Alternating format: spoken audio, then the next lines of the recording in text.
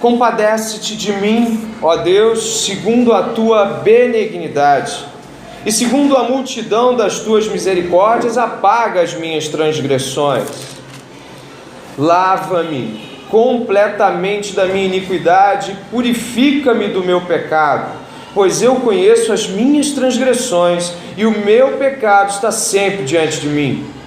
Pequei contra ti somente, e fiz o que é mal perante os teus olhos, de maneira que serás tido por justo no teu falar e puro no teu julgar. Eu nasci na iniquidade, e em pecado me concebeu minha mãe.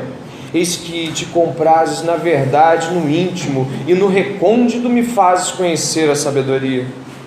Purifica-me com esopo e ficarei limpo, lava-me e ficarei mais alvo que a neve. Faze-me ouvir júbilo e alegria, para que exultem os ossos que esmagaste. Esconde o rosto dos meus pecados e apaga todas as minhas iniquidades. Cria em mim, ó Deus, um coração puro, e renova dentro de mim um espírito inabalável. Não me repulses da tua presença, nem me retires o teu Santo Espírito.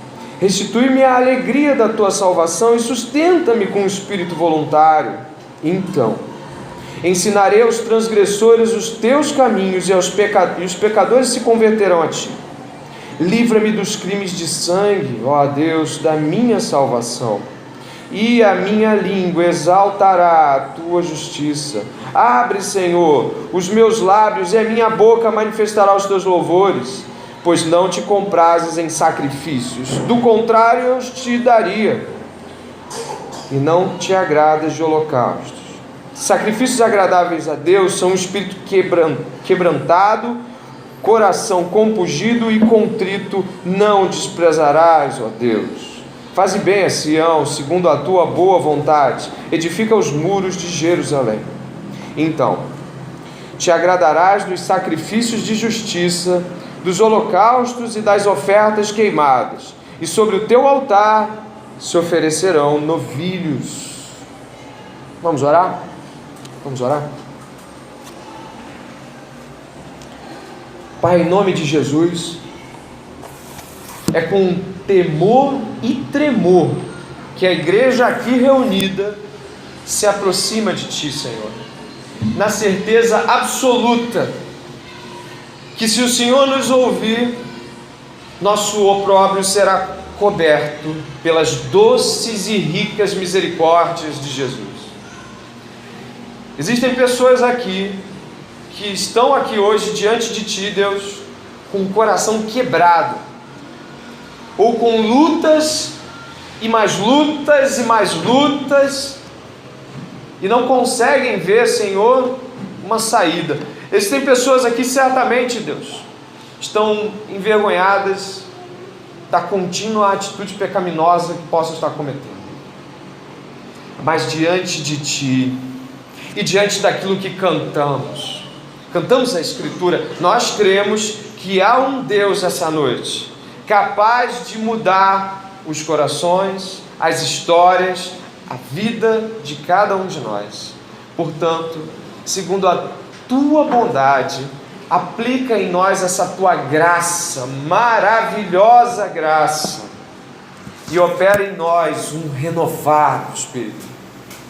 E aí os nossos lábios cantarão e jubilarão a alegria do Senhor esta noite.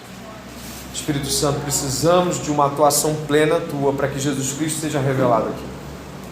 Então, que o nosso coração esteja de todo aberto diante de Deus, em nome de Jesus.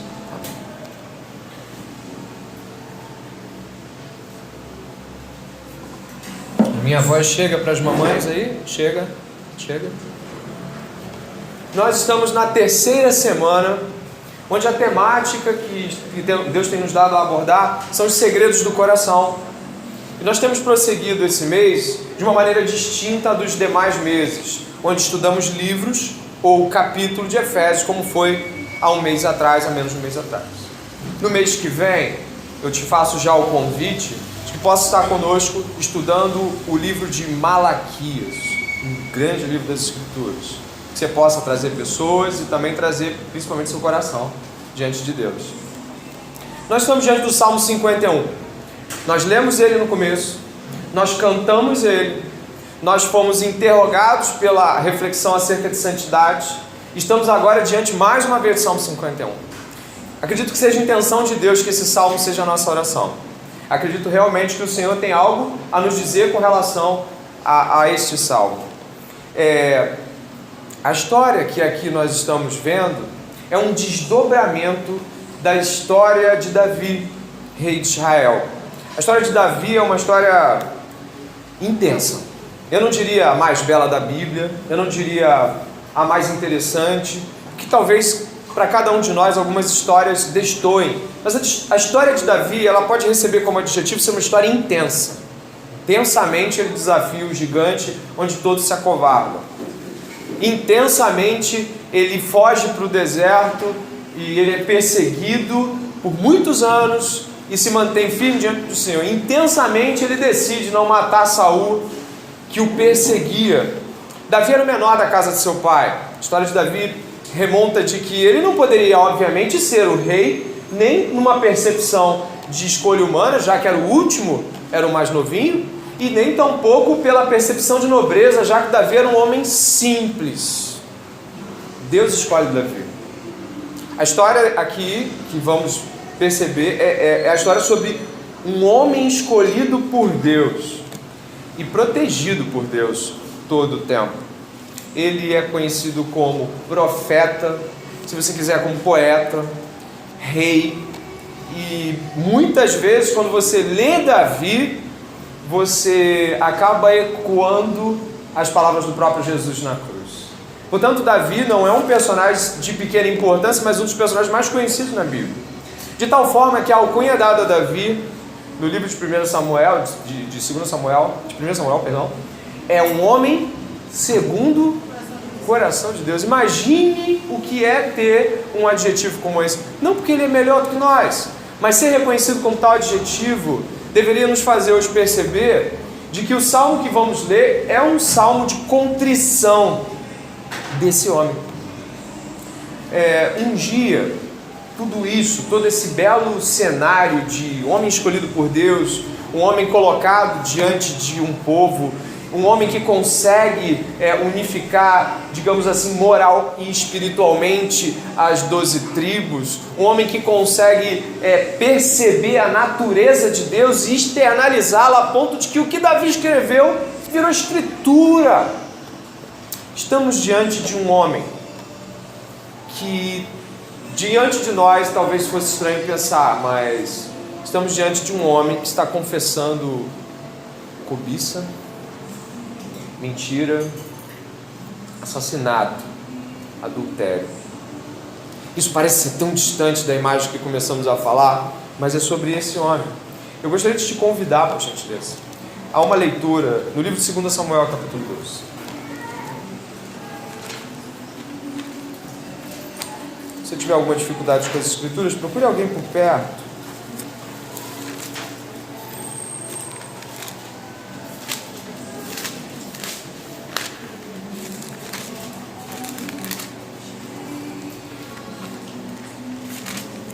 Segundo Samuel, capítulo 12. Eu vou estar lendo o verso 1. Me acompanhe, por favor.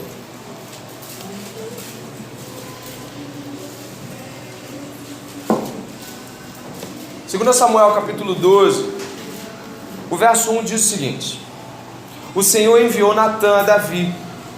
Chegando Natã a Davi, disse-lhe: havia numa cidade 2 homens, um rico e outro pobre.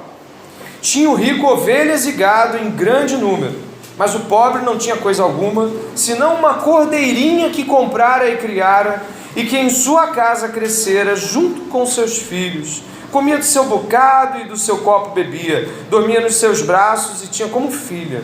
Vindo um viajante ao homem rico, não quis este tomar das suas ovelhas e do gado para dar de comer ao viajante que viera a ele, mas tomou a cordeirinha do homem pobre e a preparou para o homem que lhe havia chegado. Então o furor de Davi se acendeu sobremaneira contra aquele homem e disse a Natã, disse Davi: Tão certo como vive o Senhor, o homem que fez isso deve ser morto. E pela cordeirinha restituirá 4 vezes, porque fez tal coisa e porque não se compadeceu. Perceba. Então disse Natã a Davi: tu és o homem. Assim diz o Senhor, Deus de Israel: eu te ungi rei sobre Israel, e eu te livrei das mãos de Saul. Dei-te a casa do teu Senhor e as mulheres do teu Senhor em teus braços, e também te dei a casa de Israel e de Judá. E se isso fora pouco, eu teria acrescentado tais e tais coisas. Por que, pois, desprezastes a palavra do Senhor, fazendo o que era mal perante ele? A Urias, o heteu, feriste a espada, e a sua mulher tomaste por mulher, depois de o matar com a espada dos filhos de Amon.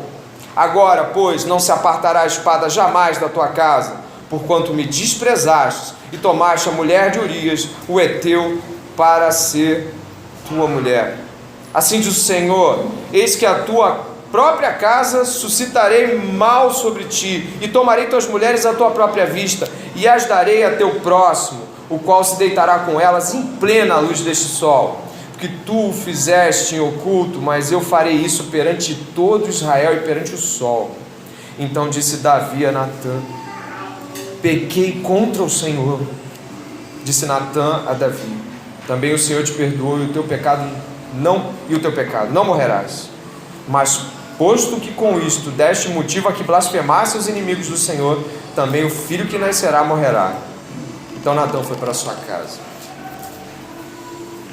A fala de Natã, confrontando Davi, surpreende Davi.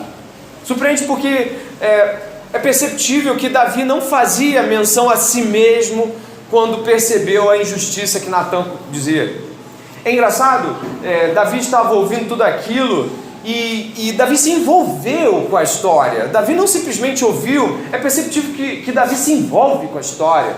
Ele diz: esse homem tem que morrer. E ele tem que morrer porque ele não se compadeceu. E tem que pegar e restituir 4 vezes mais pelo que ele fez. Davi toma a nossa humanidade ali. Davi toma a nossa postura de acusação contra a humanidade. E quando a gente olha para Davi, é impossível não se ver em Davi. É impossível não se ver em Davi essa noite. É impossível não se ver em Davi toda uma vida.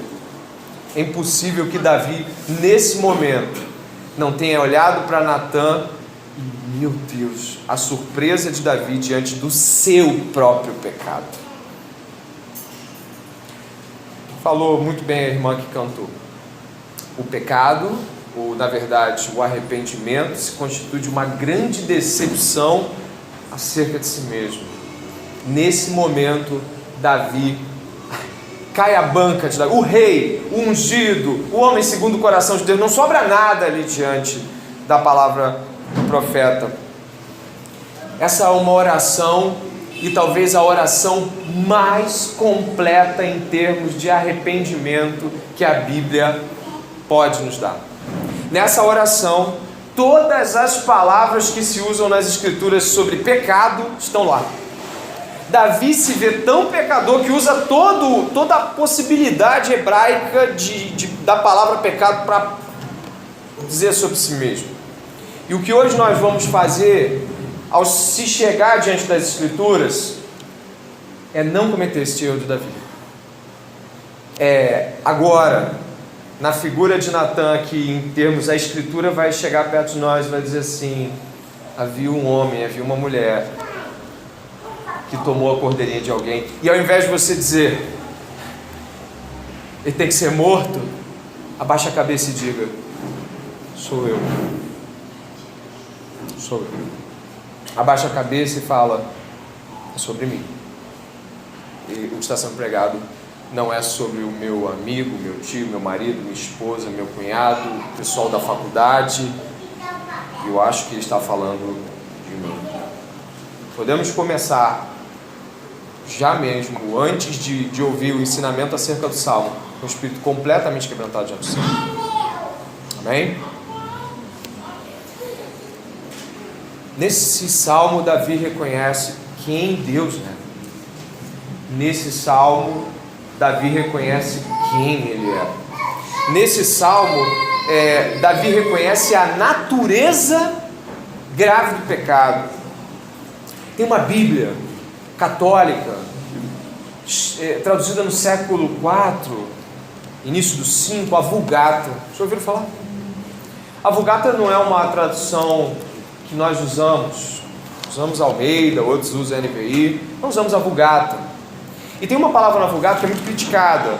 Eu não quero com isso dizer que ela está erroneamente criticada, ela é corretamente criticada.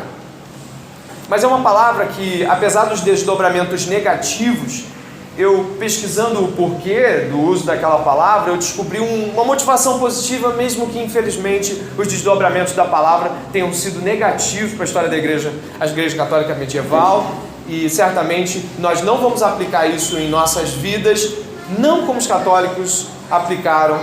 A palavra é penitência. São Jerônimo usa isso você pode me acompanhar em Marcos capítulo 1, verso 4. Nós vamos voltar a Salmos, mas eu gostaria que você pudesse olhar Marcos capítulo 1, verso 4. E o livro de Marcos traz assim, capítulo 1, verso 4. O livro de Marcos diz assim: apareceu, você achou já? Chegou? Apareceu João Batista no deserto, pregando o quê? Batismo de arrependimento para remissão de pecados. Na Vulgata católica, Vulgata latina, tradução para o latim, está escrito que ele pregava batismo para penitência. E a palavra penitência vai de penalizar a si mesmo, e isso tornou desdobramentos como pessoas se ferindo, se batendo, se mutilando na Idade Média, buscando aplacar o peso da maldade que cometeram, e nós não pensamos isso. Deixa claro, nós não estamos falando disso. Mas o objetivo com o qual Jerônimo propôs isso foi de que ele encontrou gravidade tal no pecado, de que quando ele opcionou, como ele optou pela palavra penitência, ele o fez para tentar mostrar a natureza grave do pecado e a necessidade atitudinal do arrependimento. Ele errou, os desdobramentos não foram positivos, mas eu gostei de ficar com o motivo. O motivo é que arrependimento não é algo tal qual como um mero reconhecimento do nosso pecado. Arrependimento não é algo tal qual como, poxa, eu estou errado. Arrependimento não é isso.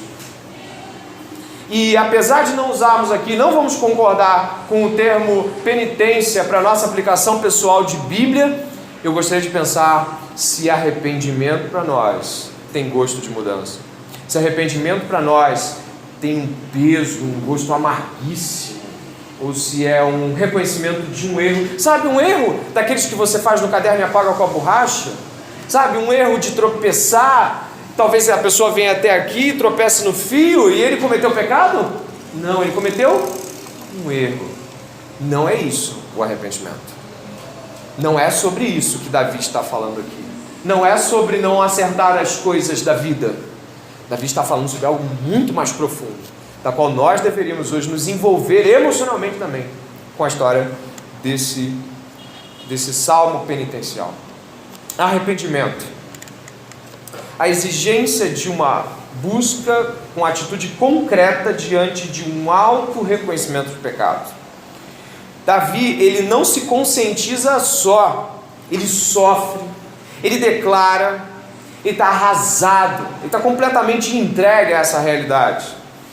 O Provérbios capítulo 28, verso 13 diz assim: o que encobre as suas transgressões nunca prosperará, mas o que confessa e deixa alcançará a misericórdia. Nunca a confissão de 1 João capítulo 1, verso 9, sabe? Se confessares os vossos pecados, nunca essa confissão ela traz apenas consigo o reconhecimento cognitivo do ato, ela traz consigo o peso da mudança.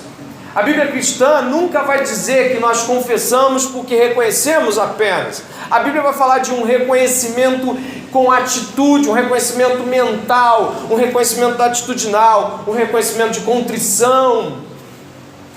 Portanto, quando nos achegamos diante da palavra arrependimento, aí novamente remonto o que foi cantado aqui, eu quero ser um homem, uma mulher, segundo o coração de Deus, eu quero ser como Jesus. Isso tudo vai envolver tal dose de arrependimento em nossas vidas, que se não fosse pela graça de Deus, andaríamos com a cabeça baixada entre as pernas e se arrastando. Se não fosse o reconhecimento da graça de Deus, nós não nos arrependeríamos apenas, nós tentaríamos até ficar em casa escondido, com medo de fazer de novo aquilo que fizemos contra Deus. Por isso, se arrependimento é um mero reconhecimento aqui, sem que passe por aqui, chegue aqui, vá até lá, não foi arrependimento. Se não for como esse salmo, não foi. E Lutero vai falar uma frase que sempre que eu leio eu me perturbo profundamente. Ele era um homem intenso, teve suas falhas como qualquer homem teve, mas era um homem intenso, e disse assim certa vez: a única fé que salva é aquela que se atira em Deus, para viver ou para morrer. Se não nos atirarmos diante do Salmo 51 das Escrituras aqui, vamos passar por uma boa palestra e vamos para casa. Nossas famílias, nossos filhos, nossos amigos, ninguém vai sentir a diferença. Foi uma boa pregação, Deus falou muito comigo, Deus sempre fala. Não é isso que o Salmo 51 nos exige. E eu queria chegar a ele novamente e pedir que você me acompanhe, por favor.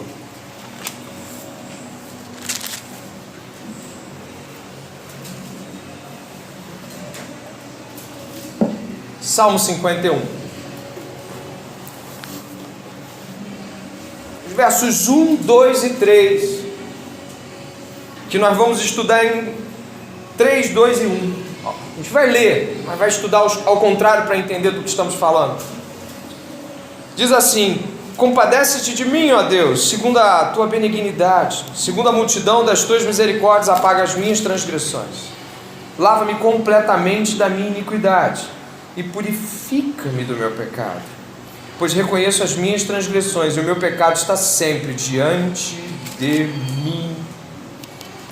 Esses 3 versos trazem um reconhecimento de que todo arrependido certamente tem. Deus é livre para ser, quando e como operar sua misericórdia sobre alguém que foi destruído pelas suas iniquidades.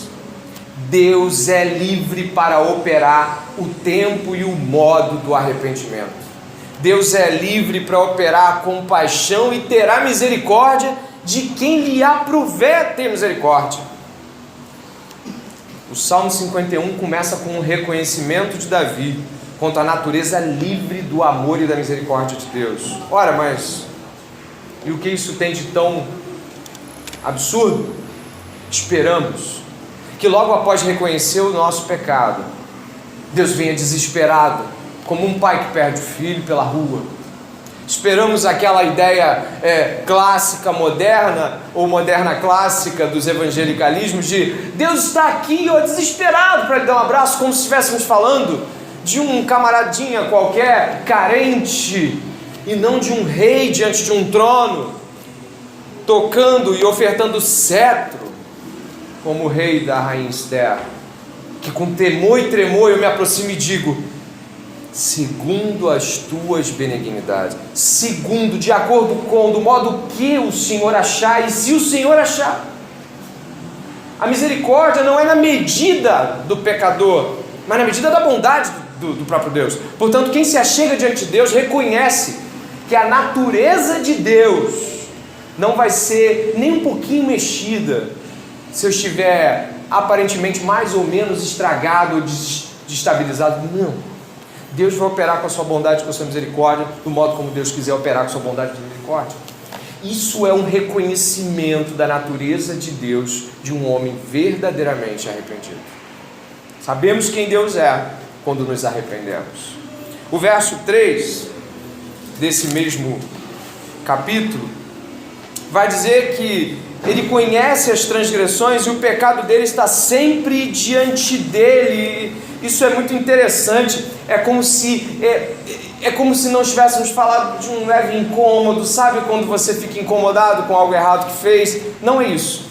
O pecado de Davi era quando ele abria os olhos, ele estava lá. Ele fechava os olhos, ele via o pecado. Ele olhava para os lados, ele via as cenas do assassinato de Urias. Ele olhava para os lados e via a loucura que cometeu com Batseba. Ele estava diante da sua própria consciência pecaminosa ao andar, ao se levantar. Paulo, em um dos momentos, daqueles momentos de humanidade paulina, onde você fica, nossa, como ele pode ter dito isso? Ele vai dizer assim, olha, eu sou o maior dos pecadores, porque eu persegui a igreja de Cristo, sabe? Ele reconhece que o agravo perdoado não o torna menos pecador, na verdade torna Deus mais gracioso aos nossos olhos. Se arrependeu? Você se arrependeu? Deus se tornou maior, mais misericordioso, mais livre, mais Deus diante dos teus olhos. Senão, não foi arrependimento, foi um remorso, uma coisa do tipo, chato que eu fiz, né? Talvez uma lágrima, né? Afinal, o pecado tem consequências, e algumas são extremamente e publicamente vergonhosas. O pecado traz essas consequências. Às vezes a gente não esperava, mas aparece um Natan e aí descobre tudo, joga tudo pro alto. E aí a gente chora, porque é vergonha. Mas se foi arrependimento, há um reconhecimento de como Deus é. Deus fica maior nos olhos do arrependido.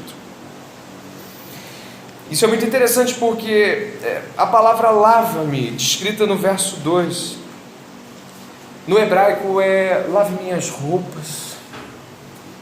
Lava minhas roupas. Você fala, mas como se lava minhas roupas? Que expressão é essa? Se tem uma coisa que o traje do rei devia ser, é impecável. Davi estava manchado pela sua iniquidade. Não adianta se ele fosse cantar, pegar na harpa, trocar de roupa, ele se via iníquo, ele se via sujo. Suas considerações diante de Deus são considerações válidas porque Davi não apenas estava olhando uma situação pontual na sua vida, ele está dizendo assim, não tem como tirar isso, eu já tentei pensar em outra coisa, mas não dá, está batendo forte o tempo todo na minha consciência.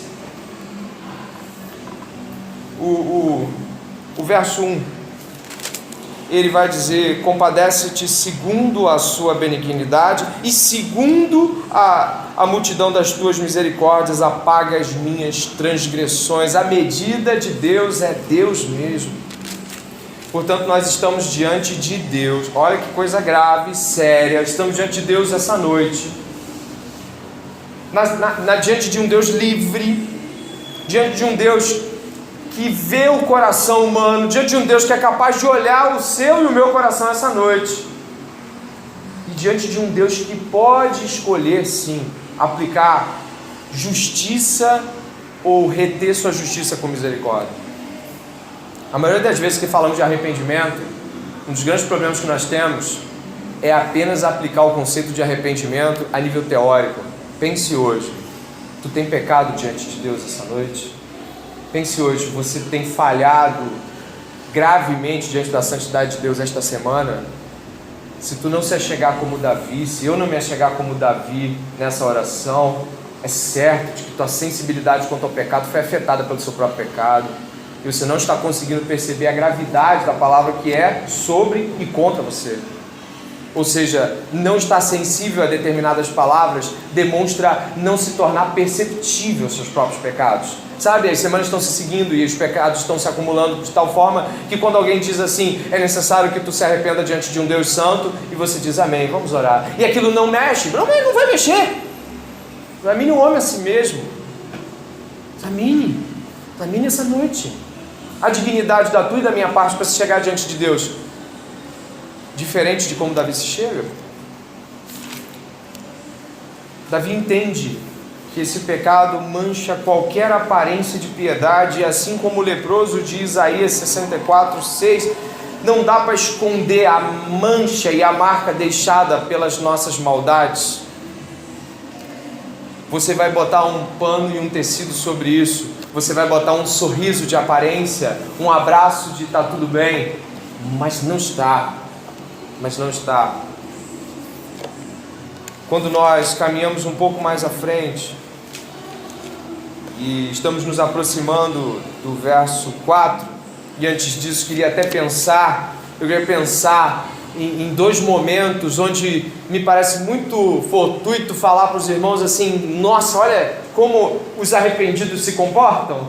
Sabe quando aquele cego de Marcos 10:46 chega e está uma multidão seguindo Jesus, existem aqui pelo menos 40, 50 pessoas sentadas aqui. Imagine Jesus passando por entre essas salas e todo mundo querendo tocar, todo mundo querendo falar, e tem uma pessoa que não consegue ver Jesus, ela está cega contra Jesus, pela própria natureza da sua cegueira natural, física, e ela clama o quê? Jesus, filho de Davi, compadece-te de mim. E ele grita cada vez mais alto, e os discípulos tentando segurar aquela situação incômoda. Peraí, o mestre tem que passar, você é um amaldiçoado, você está aí porque é o teu próprio pecado. Nós já vimos eles falando isso em outra ocasião. E aí sabe o que acontece?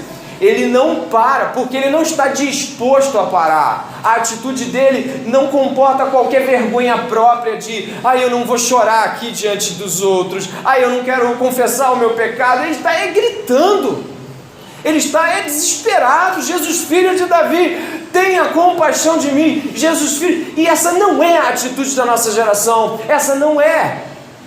A atitude da nossa geração é uma contrição de espírito mínima, reservada a momentos muito pontiagudos, onde não dá mais para suportar. Nós não temos uma atitude de arrependimento contínua diante de Deus. Logo, nosso esfriamento espiritual é lógico.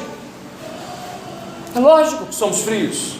É lógico que há pouca contrição. É lógico que muita coisa no nosso meio não acontece. É lógico, um monte de gente suja acreditando que está limpa, e acreditando que é a gente mais suja do que o outro. Leonardo Ravenhill, citando Marcos 14:3, ele faz uma citação maravilhosa. Ele fala assim: o vaso de alabastro não pode perfumar o ambiente de Jesus até que ele se quebre. Alabastro era um vaso fininho, com gargalo no final. E diz em Marcos 14:3 que a mulher quebra o vaso, assim mesmo, quebra, e o derrama sobre Jesus. Os aposentos da sala do trono não podem estar perfumados pelo doce aroma do nosso arrependimento, sem que algo haja quebrado aí, sem que algo haja sido derrubado, destruído, sem que um vaso esteja quebrado no seu coração essa noite. Passaremos em branco. E eu quero pensar com os irmãos que o verso 4 é uma completa certeza de quem é o pecador, de quem fez o que fez e de quem Deus é. Pequei contra ti somente, e fiz o que é mal perante os teus olhos, de maneira que serás tido por justo no teu falar e puro no teu julgar. Deus é santo, Deus é justo, eu sou o mal. Essa atitude de Deus é justo, Deus é santo e eu sou sujo, ela se desdobra em outras 1000 atitudes. Ela elimina qualquer vitimismo em nosso meio. Isso aconteceu porque, sabe, lá ninguém gosta de mim, aquela outra igreja me trataram muito mal, não sei quem não faz bem para mim, e eu não gosto de fulano porque ele me fez isso, eu não consigo perdoar, eu tenho dificuldade de perdoar. Sabe o que acontece? Isso tudo tem a ver com o fato de que quando nos achegamos diante de Deus, sem quebrar o vaso, sem que o alabastro seja lançado para que o aroma do perfume do arrependimento chegue às narinas de Deus, sabe? É porque nós estamos achando que somos melhores do que somos. É porque a gente ainda tem no nosso coração reservas muito preciosas de justiça própria, de vitimismo, de achar que todo mundo é contra nós e todo mundo fez coisas com a gente. E por isso cobramos pessoas de que sejam melhores. Muitas vezes não é uma cobrança de correção amorosa, é uma cobrança de eu não merecia que tu fizesse isso comigo. Essa cobrança repousa na natureza do pecado, de não se justificar, apenas dizer a culpa é dele, foi a mulher que me deste, foi a serpente, não fui eu, não fui eu. A perda desse senso de indignidade faz com que percamos o senso de Deus. Deus não é tão justo assim, quando a culpa do seu pecado e do meu pecado não é nossa. Deus não é tão justo assim. Deus devia ter interferido, Deus devia ter feito algo, Deus, ou aquele irmão devia, o meu tio, o fulano. Deus é justo, e recebemos mais bondade do que nunca merecemos receber, nunca. Isso é muito interessante, porque você imagina como é que Davi ficou perturbado quando Natan chegou perto dele? Você pode imaginar? Você pode imaginar quando Natan chegou perto dele? É do mesmo modo que a palavra de Deus espera chegar até nós hoje. É como se o próprio Natan, personificado aqui na palavra de Deus, chegasse perto de nós hoje, e a gente ficasse, uau, como ele sabe? Como ele sabe que eu penso assim? Como ele sabe que eu julgo pessoas? Como é que... Não, o pregador não sabe.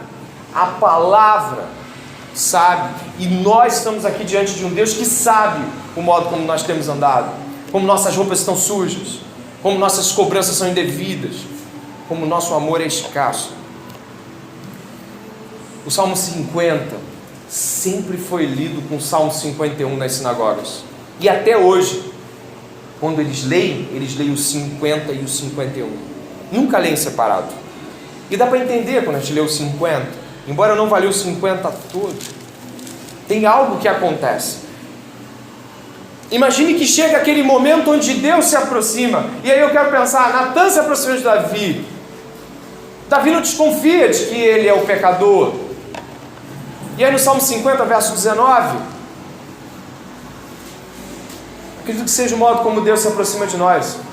Salmo 50, verso 19, diz assim: soltas a boca para o mal, e a tua língua trama enganos. Preste atenção no verso 20. Senta-te para falar contra o teu irmão e difamas o filho de tua mãe. Tem feito estas coisas e eu me calei. Pensavas que eu era teu igual? Mas eu te arguirei, porei tudo à tua vista. Considerai, pois, nisto, vós que vos esqueceis de Deus, para que não vos despedace, sem haver quem vos livre. Isso é terrível, isso é perturbador. Deus se achega perto da raça humana. Você pensa que eu sou como você? Eu não sou. E eu vou colocar tudo à tua vista. E ele ainda adverte: considera a minha fala antes que eu faça com que tudo o que você julga está escondido seja colocado à mostra. É perturbador. Deus vê, Deus sabe. Os versos que se seguem, verso 4, verso 5, verso 6, verso 7, eles vão trazer algumas realidades assim que são para nós extremamente estranhas, porque nossa fala não vai na direção dessas palavras que Davi usou: purifica-me, lava-me. E ele reconhece no verso 5, antes de mais nada, ele reconhece assim: eu nasci na iniquidade e em pecado me concebeu minha mãe. Eis que te comprases na verdade no íntimo e no recôndito me faz conhecer a sabedoria. Ele aplica claramente um conceito que os teólogos chamam de depravação total, um conceito de somos totalmente errados, não há nada em nós, crianças são pecadoras, somos maus, e não há como me esconder de ti, porque ele vai dizer que o Senhor ama a verdade, a sabedoria no recôndito, ou seja, no íntimo. Deus não é superficial na sua análise, Deus vê lá dentro. E portanto eu não tenho como esconder lá dentro, e desde sempre eu sou pecador. O salmista reconhece isso. E ele vai falar no verso 7, 8 e 9 de algo muito, muito interessante mas muito profundo, que agrava a nossa situação. O verso 7, 8 e 9 dizem: purifica-me com esopo e ficarei limpo, lava-me e ficarei mais alvo que a neve, faze-me ouvir júbilo e alegria, para que exultem os ossos que esmagaste, esconde o rosto dos meus pecados e apaga todas as minhas iniquidades. Davi está citando aqui um ato de purificação que consta no livro de Levíticos, e eu gostaria que você fosse lá olhar comigo. Capítulo 14, verso 1 a 9. Davi está citando aqui algo comum ao seu tempo, onde no livro de Levítico, capítulo 14, por favor,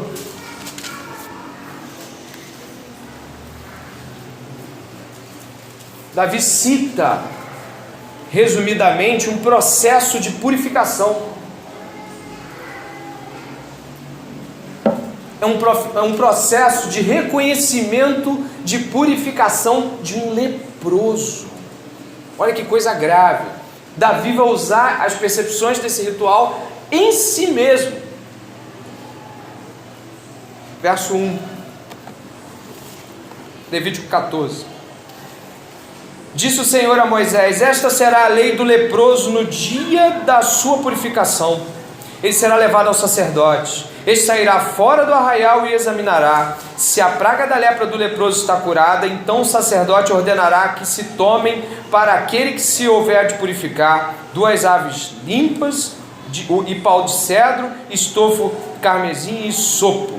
Mandará também o sacerdote que imole uma ave num vaso de barro sobre águas correntes.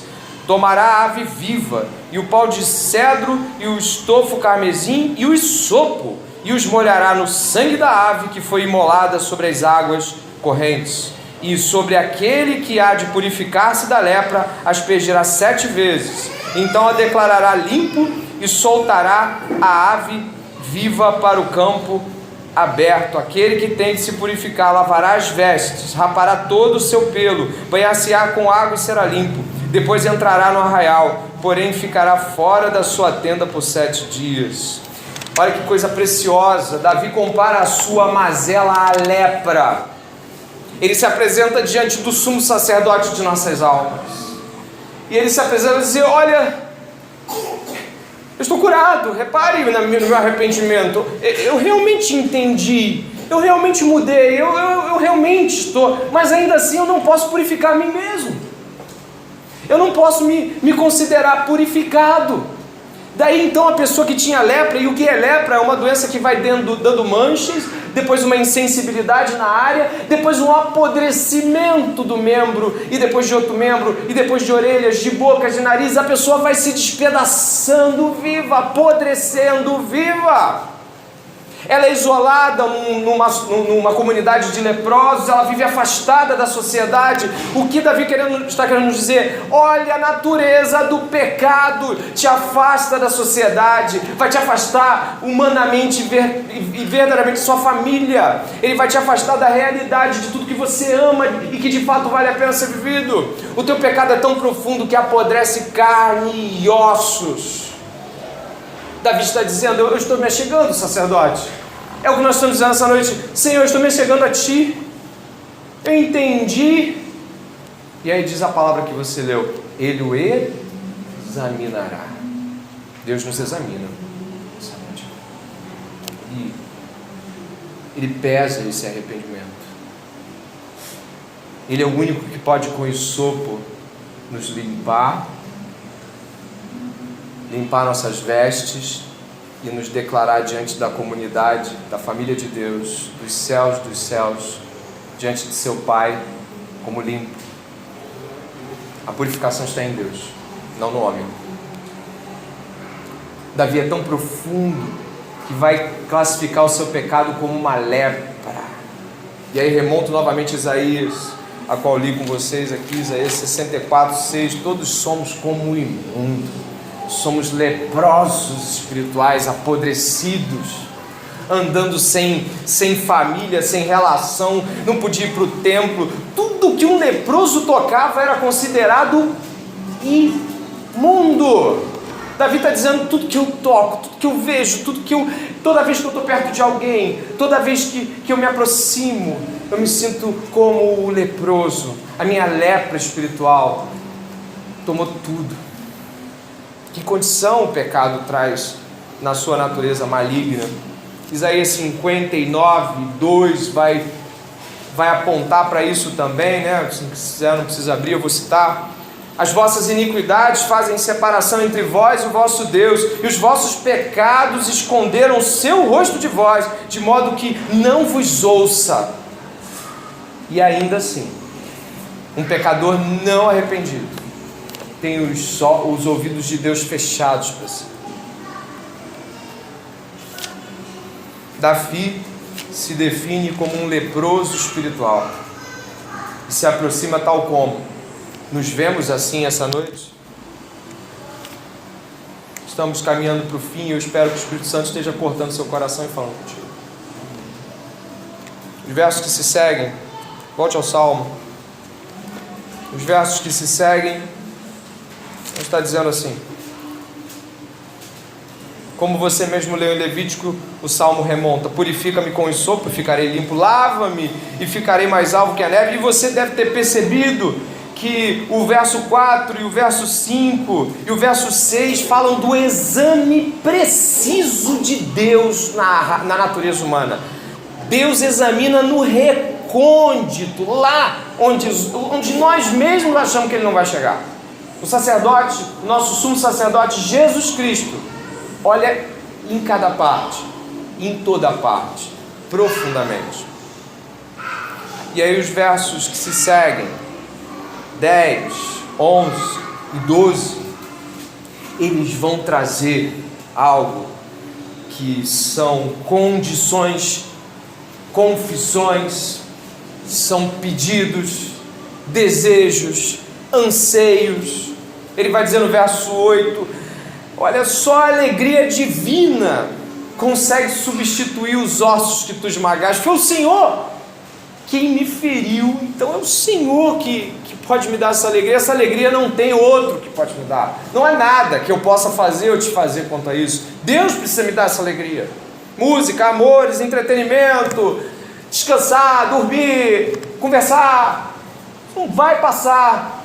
Se foi arrependimento, se foi Deus que esmagou, só vai passar com Deus. Verso 9 é algo tal como: apesar de mim, me perdoa. Sabe quando você se aproxima perto de alguém, você chega perto da pessoa e fala assim: está tudo certo. Sabe quando você chega perto de alguém e fala assim: faz o que você quiser. Já chegou perto de alguém assim? Está tudo errado, né? Você já chegou perto de alguém e fala assim: se você quisesse, podia parar de falar no meio, porque eu já estou errado no todo. Pode fazer o que você quiser. Deve estar falando: me perdoa apesar de mim, apesar de quem eu continuarei sendo, apesar de quem eu fui, apesar de quem eu sou. Deus nos perdoa apesar de quem somos. Deus nos perdoa sabendo que vamos pecar. Deus nos perdoa assim. Perdoe assim. Perdoe sabendo que as pessoas vão te ferir. Perdoe não na esperança da retratação alheia, mas em retribuição à graça recebida. Perdoe não porque alguém buscou o perdão diante de você. Perdoe porque tu e eu fomos perdoados. O verso 9, né? Perdoe apesar de mim, vai se seguindo 10, 11, 12, que na minha opinião é completamente inacreditável.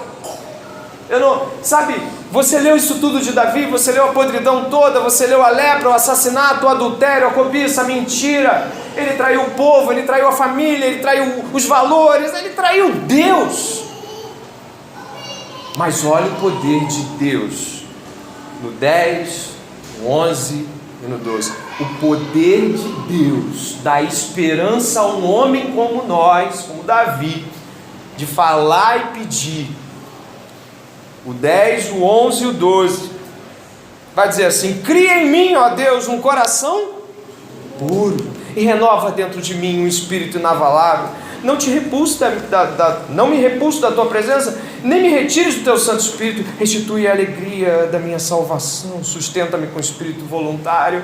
É impossível alguém como Davi pedir isso, meu irmão e minha irmã. É impossível que alguém que se vê assim, a não ser pelo poder de Deus, tenha a intrepidez ou a loucura de se aproximar depois de tudo que é e tudo que fez, dizer: me dá uma coisa. Você costuma pedir coisas a pessoas que você fere? Ou você se esconde? Como é que eu e você nos aproximamos diante de pessoas que ferimos? Depois que você machuca alguém, você diz: você tem um dinheiro aí? Você diz: me dá mais uma chance? Tem vezes, irmãos, que nem chance a gente tem coragem de pedir. Quando nos aproximamos diante de Deus, nos aproximamos absurdamente pedindo como Davi: cria em mim, ó Deus, um coração puro. Mas peraí, como isso? Salmo 37, verso 4 vai dizer assim: agrada-te do Senhor, e Ele satisfará os desejos do teu. Um homem como Davi sabia estar errado e o que fazer quando está errado. É desejar Deus, sua presença, e tudo que a presença e o Deus podem fazer e nos dar. É um homem podre, mentiroso, assassino e adúltero, pedindo o absurdo, até porque a palavra que ele usa hebraica é bara, a palavra igual a Gênesis capítulo 1, verso 1, onde Deus diz: e no princípio criou Deus os céus e a terra. E aqui igualmente Davi diz princípio. Bara significa criar sem algo anterior, criar do nada, criação de Deus. Davi pede um coração criado por Deus, um novo coração, um novo espírito, e a permanência do Espírito de Deus são os pedidos de Davi. E é engraçado, né? Porque é algo absurdo. Venha comigo aí em Ezequiel capítulo 36. Ezequiel 500 anos depois, o profeta Ezequiel 500 anos depois vai responder Davi.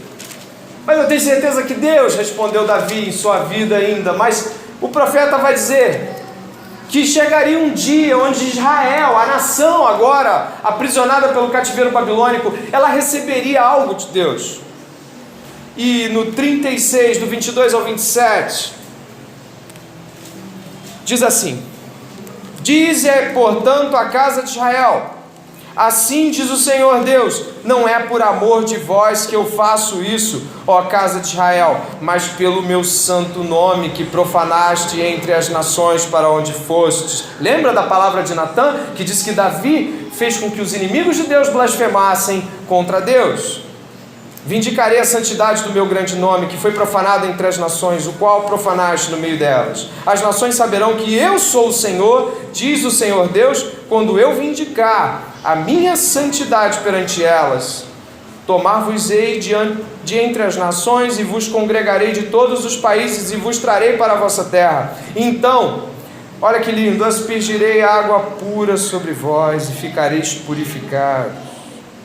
De todas as vossas imundícies, de todos os vossos ídolos vos purificarei. Dar-vos-ei um novo coração, e porei dentro de vós espírito novo. Tirarei de vós o coração de pedra, e vos darei coração de carne.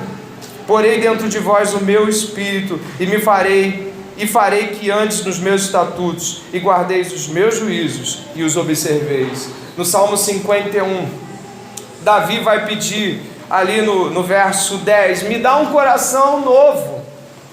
Vai dizer, renova o espírito. E o profeta acabou dizendo, Deus, eu vou te dar um novo espírito. E vou mais ainda, eu não vou somente não afastar, como vou morar em você. Aqui é Jesus, é a nova aliança em Jesus. Ao nascer de novo, ganhamos um novo coração. O nosso espírito, o nosso coração, a nossa vontade perante Deus é capaz de então, nascido de novo, desejar aquilo que é bom. E além disso, além da transformação de natureza, o Espírito Santo de Deus habita em nós. Davi queria o Cristo. Mas ainda não era o tempo. Davi desejava a nova aliança sem saber, mas ela é disponível para nós essa noite. É disponível para aquele que diante de Jesus Cristo se considerar indigno de Jesus Cristo.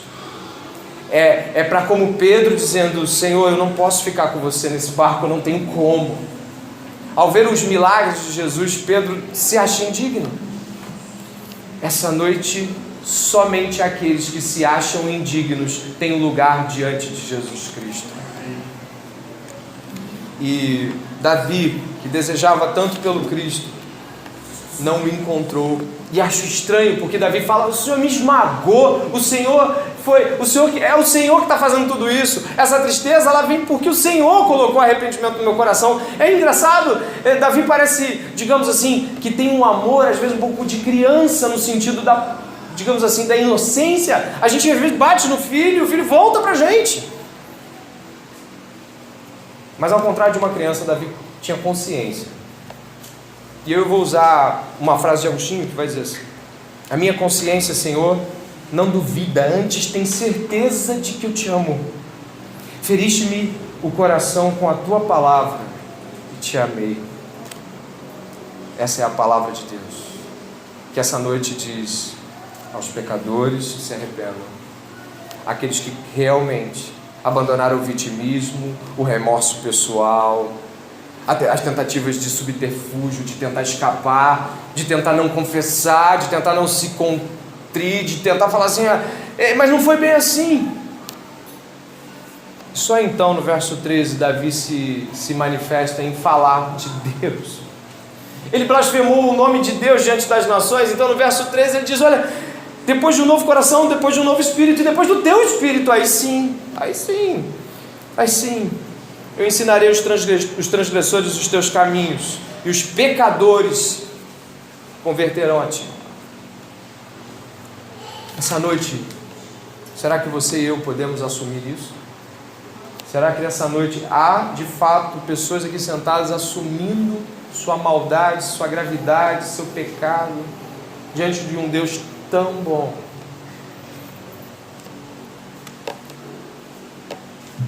Se você é alguém que está assumindo isso, vai depois de uma simples análise perceber que existem 15 vezes onde Davi fala no Salmo 51, 15 vezes: limpa-me, purifica-me, faze-me ouvir, faze-me ver, restaura-me.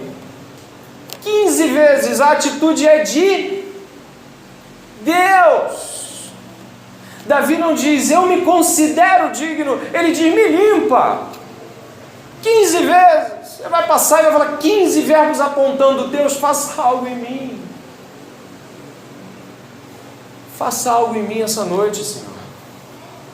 Tira a minha passividade diante do meu pecado. Que Deus nos ajude, irmãos.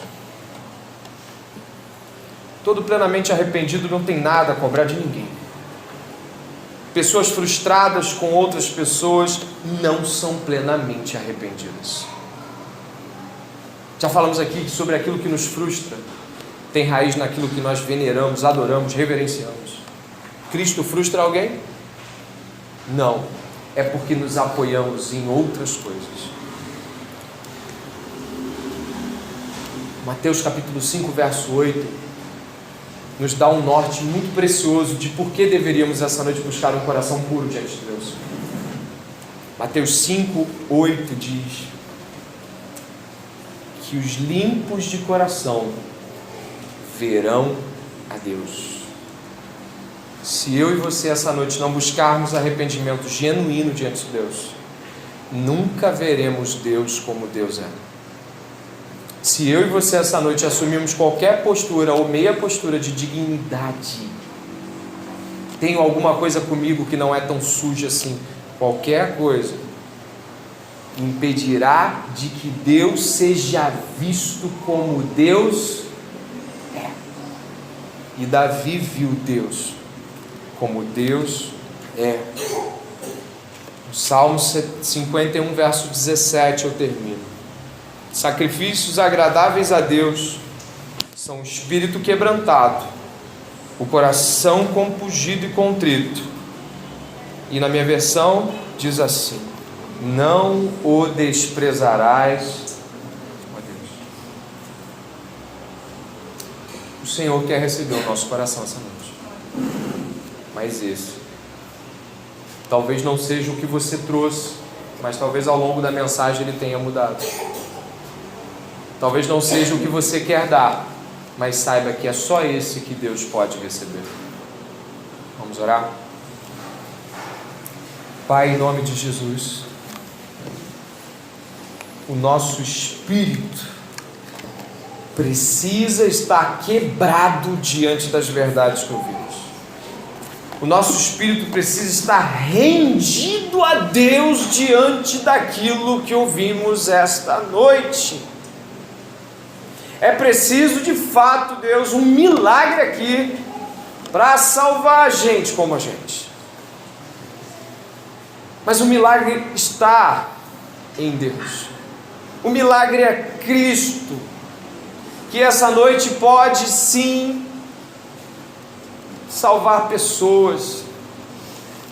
Senhor, quebra o nosso coração em pedaços para que esse doce aroma do arrependimento de fato brote. E as nossas tentativas de sempre estar julgando o mundo, ou diria a expressão Deus e o mundo são contra nós, essa é a expressão do não arrependido. Deus tenha misericórdia, que achemos lugar de arrependimento aqui, não apenas um reconhecimento, Deus, mas um arrependimento que transforme a nossa vida, como transformou a vida de Davi. Não podemos cantar o que cantamos sem pedir agora nesse momento: cria em mim, ó Deus, verdadeiramente cria em mim, ó Deus, um coração puro e renova-me, por favor. Senhor, estamos cansados da secura espiritual que advém da nossa tentativa de não confessar, de não se arrepender. Tem misericórdia de nós essa noite, Senhor, para que em nome de Jesus uma grande obra seja feita. Estamos aqui como os mendigos pedintes, estamos aqui como o imundo. Me sinto quebrado diante de Ti. Tem misericórdia de nós, segundo as Tuas misericórdias. Em nome de Jesus.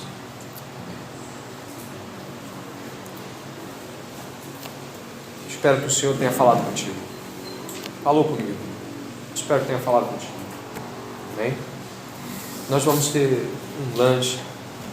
Você está convidado a ficar cachorro quente ali.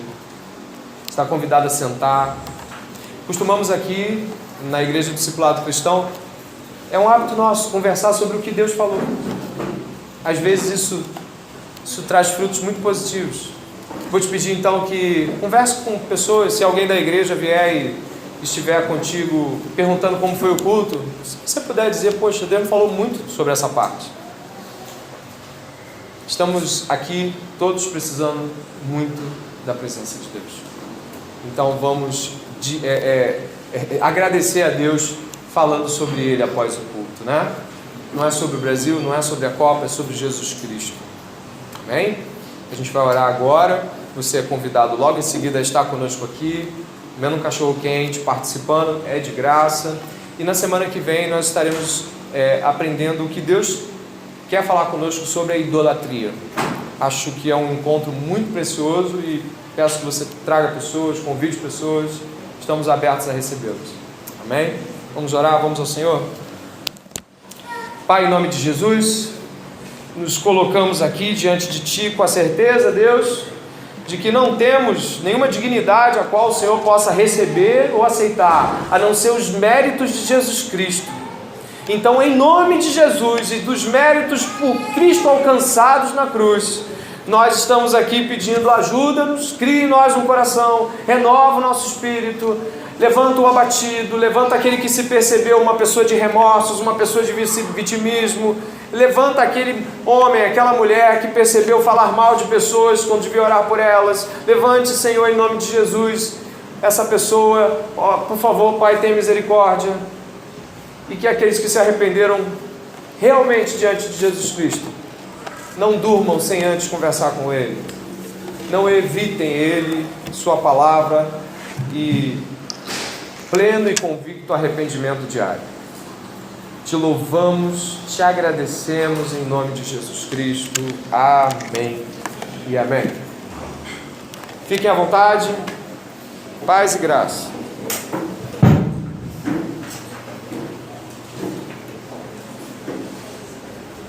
Amém.